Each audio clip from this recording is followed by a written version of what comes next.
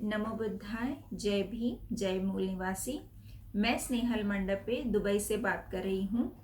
फुले अंबेडकर संयुक्त जयंती महाउत्सव 2021 की आप सभी को हार्दिक शुभकामनाएं। आधुनिक भारत में शूद्रों, अतिशूद्रों, महिलाओं और किसानों के मुक्ति संघर्ष के पहले नायक क्रांति सूर्य महात्मा ज्योतिबा फुले है। डॉक्टर बाबा साहेब अम्बेडकर इन्होंने गौतम बुद्ध और कबीर के साथ महात्मा ज्योतिबा फुले इनको अपना गुरु माना है। महान क्रांतिकारी एवं समाज सेवी महात्मा ज्योतिबा फुले इनकी 194th जयंती पर आप सभी को हार्दिक बधाई।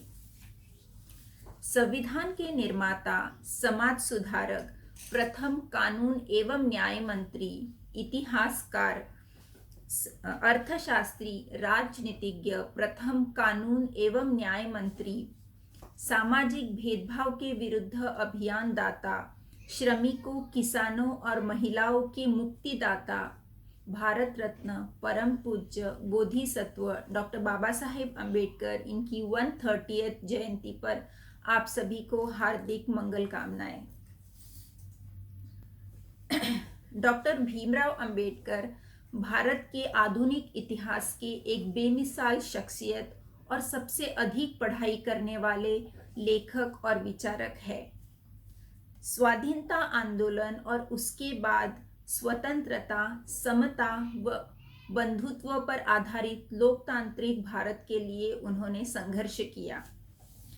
14 अप्रैल पूरे देश में ही नहीं बल्कि पूरे विश्व में बड़े ही उत्साह और जुनून के साथ मनाया जाता है, लेकिन कोरोना पैंडेमिक की वजह से पिछले साल से इस जयंती को ऑनलाइन मनाया जा रहा है। पर इसके पहले इसकी रौनक दक्षिण भारत से लेकर उत्तर भारत तक और पूर्व भारत से लेकर पश्चिम भारत तक देखने को मिलती थी।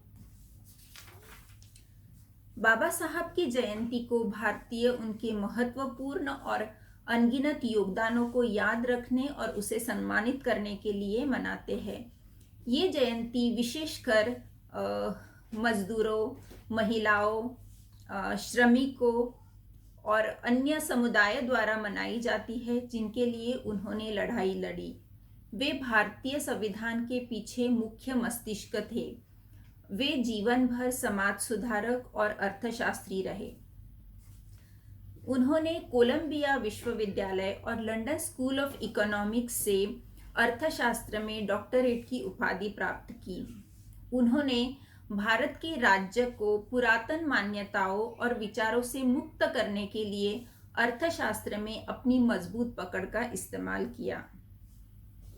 अंबेडकर जी की प्रतिमाओं और चित्रों को माला अर्पण करने के साथ साथ हमें उनकी विचारधाराओं को भी याद करना चाहिए और उसे अपने जीवन में अपनाने की कोशिश करनी चाहिए। बाबा साहब भारतीय इतिहास के सबसे प्रमुख आवाजों में से एक थे। चाहे समानता और महिला सशक्तिकरण के लिए उनकी लड़ाई हो या फिर शिक्षा के क्षेत्र में सुधार के लिए उनकी भागीदारी हो, उन्होंने अपने विचारधाराओं से भारत की हर एक भारतीय के जीवन को प्रभावित किया है। बाबा साहब का काम और योगदान और उनका लिखान इतना विशाल है कि उसे किसी एक जगह एक साथ कह पाना मुश्किल है। तो चलिए आइए देखते हैं कि महिला सशक्तिकरण के पीछे बाबा साहब की क्या विचारधारा रही होगी और वो किस तरह से महिला क्रांति के मसीहा बने। बाबा साहब ने किसी एक विशिष्ट वर्ग की महिलाओं के लिए नहीं बल्कि पूरे भारत की महिलाओं के लिए संघर्ष किया। आज हर कोई महिला सशक्तिकरण की बात करता है, लेकिन हकीकत में भारत में इस बदलाव के नायक बाबा साहब थे। विमेन एम्पावरमेंट यानी कि महिला सशक्तिकरण कई सालों से चर्चा में है। इसके लिए कई संस्थाएं काम कर रही है। हर साल महिला दिवस पर अखबारों के पन्ने महिला सशक्तिकरण के उदाहरणों से भरे मिलते हैं। न्यूज़ चैनलों पे बहुत सी हस्तियां अपना विचार रखती है। इस बाबत ढेरों योजनाएं चलाई जा रही है, जैसे कि बेटी बचाओ बेटी पढ़ाओ, सुकन्या समृद्धि योजना इत्यादि। पर इन योजनाओं का महिलाओं के जीवन पर क्या असर हो रहा है, इसके बारे में चर्चा की जानी चाहिए। आज हर कोई महिलाओं को सशक्त बनाने की बात कर रहा है, लेकिन भारत में महिला सशक्तिकरण के जनक बाबा साहब थे। 1951 में संसद में बाबा साहब ने हिंदू कोड बिल पेश किया। इसका मतलब महिलाओं को सामाजिक शोषण से आज़ाद कराना और उनको पुरुषों के बराबर अधिकार दिलाना था। महिला सशक्तिकरण की दिशा में इस ऐतिहासिक कदम से शायद बहुत ही कम महिलाएं आज परिचित होंगी। इसी बिल में महिला सशक्तिकरण की सही व्याख्या है। जैसे कि हम जानते हैं कि इसके पहले धार्मिक मान्यताओं में महिला अधिकारों को लेकर अलग अलग राय थी। एक राय थी कि स्त्री धन, विद्या और शक्ति की देवी है। मनु संहिता में लिखा है, जहाँ नारी की पूजा होती है वहाँ देवता रमन करते हैं। दूसरी तरफ ऋग्वेद में बेटी के जन्म कोई दुखों की खान और पुत्र को आकाश की ज्योति कहा गया है। हमारा समाज सदियों से मनुवादी संस्कृति से ग्रासित रहा है। मनुस्मृति काल में नारियों के अपमान और उनके साथ अन्याय की पराकाष्ठा थी। मनुस्मृति काल में उन्हें अध्ययन का अधिकार नहीं था और संपत्ति अर्जित करने का भी अधिकार नहीं था। बाबा साहब ने संविधान के जरिए महिलाओं को वो सारे अधिकार दिए जो मनुस्मृति ने उन्हें नकारे थे। उन्होंने राजनीति और संविधान के जरिए भारतीय स्त्री पुरुष के बीच असमानता की गहरी खाई को भरने का सार्थक प्रयास किया। जाति, लिंग और धर्मनिरपेक्ष संविधान में उन्होंने सामाजिक न्याय की कल्पना की। हिंदू कोड बिल के जरिए उन्होंने संवैधानिक स्तर पर महिला हितों की रक्षा का प्रयास किया। डॉक्टर बाबा साहब का मानना था कि सही मायने में प्रजातंत्र तभी आएगा जब महिलाओं को पिता की संपत्ति में बराबरी का हिस्सा मिलेगा और उन्हें पुरुषों के बराबर अधिकार मिलेंगे। महिलाओं की उन्नति तभी होगी जब उन्हें समाज परिवार में बराबरी का दर्जा मिलेगा। शिक्षा और आर्थिक तरक्की उनकी इस काम में मदद करेगी। बाबा साहब के लिए हिंदू कोड बिल संसद में पारित कराना आसान नहीं था। वे बिल को पारित कराने को लेकर काफी चिंतित थे। सदन में दूसरे सदस्यों से बिल पर समर्थन नहीं मिल पा रहा था। वे कहते थे, मुझे भारतीय संविधान के निर्माण से ज्यादा दिलचस्पी और खुशी हिंदू कोड बिल पारित कराने से मिलेगी। सच तो ये है कि हिंदू कोड बिल महिला हितों की रक्षा करने वाला विधान बनाना भारतीय कानून के इतिहास की एक महत्वपूर्ण घटना है। इस बिल के पास न होने पर बाबा साहब को पुत्र निधन जैसा दुख हुआ। उन्होंने अपने मंत्री पद से इस्तीफा दे दिया। मकसद पूरा ना होने पर सत्ता छोड़ देना एक सच्चे समाज सेवी की पहचान है। ये सिर्फ और सिर्फ बाबा साहब ही कर सकते हैं।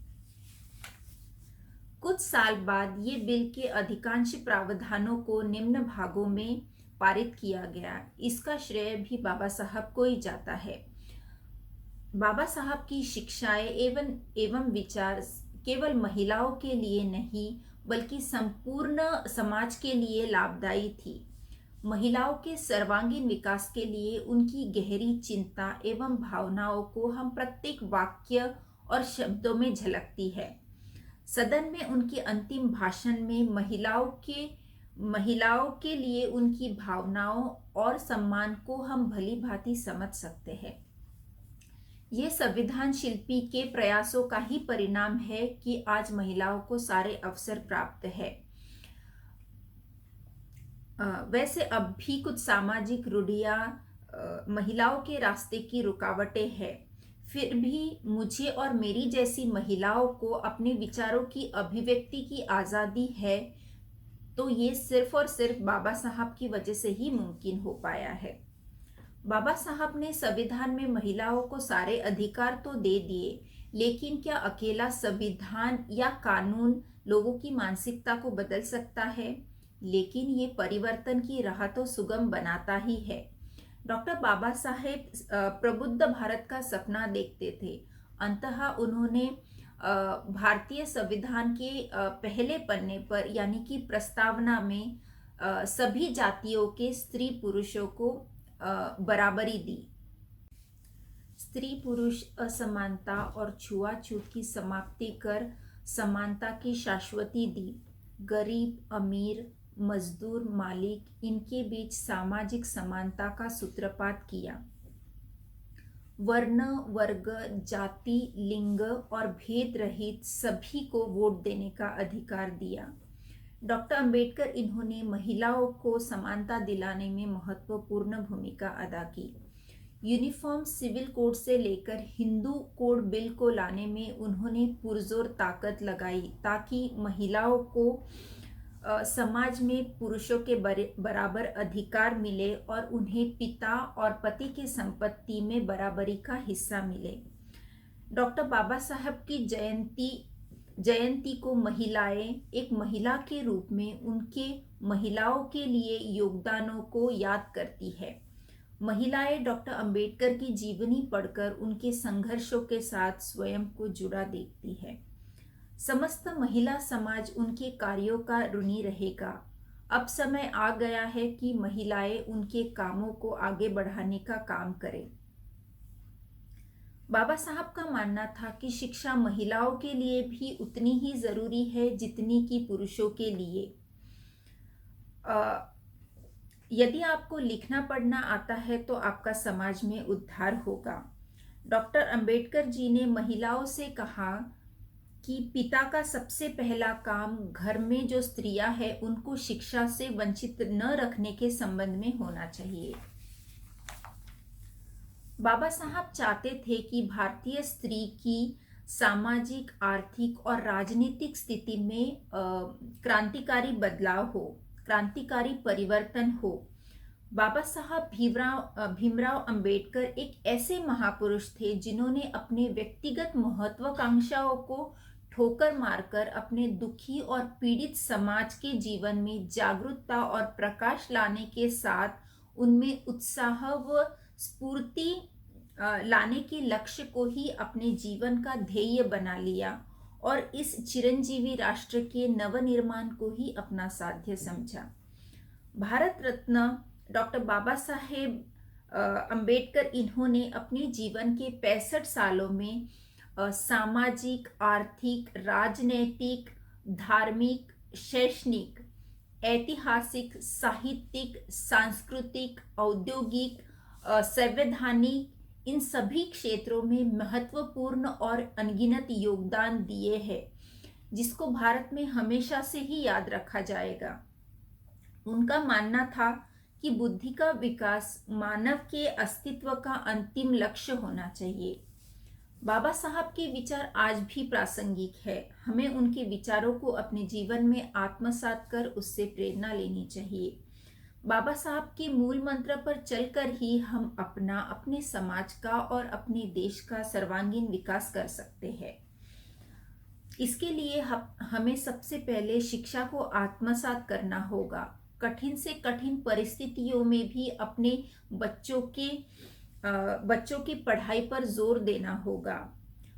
वह प्रथम भारतीय थे जिन्होंने भारत में महिलाओं के उन्नति के रास्ते में आने वाले बेड़ियों को तोड़ा। बाबा साहब की जयंती के अवसर पर हमें उनके विचारधाराओं को पढ़ने और समझने की जरूरत है। भारतीय संविधान को बनाने के साथ ही देश के लिए उनके अनगिनत